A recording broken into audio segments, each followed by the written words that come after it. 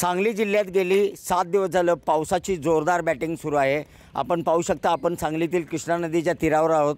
आपण कृष्णा नदीच्या तीरावर कृष्णा नदीची पाण्याची पातळी ही जवळजवळ 25 फुटापर्यंत आलेली आहे।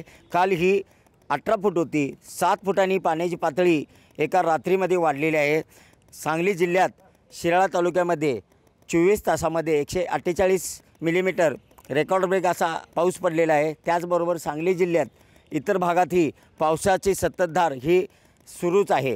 एकंदरीत पाहिलं तर धोक्याची पातळी ही 33 फुटावर आहे आणि असाच पाऊस सातत्याने पडत राहिला तर धोक्याची पातळी ओलांडून या ठिकाणी पुन्हा एकदा संत वाहणारी कृष्णा नदी ही आक्रमक घेत पवित्रा घेत या ठिकाणी महापूर येण्याची दाट शक्यता निर्माण झालेली आहे।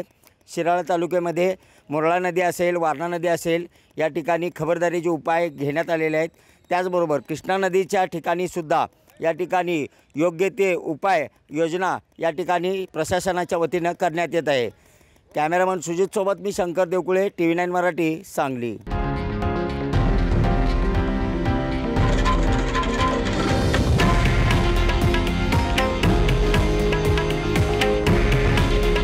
हे आहे देशातील नंबर 1 न्यूज नेटवर्क आणि आपण पाहत आहात TV9 मराठी।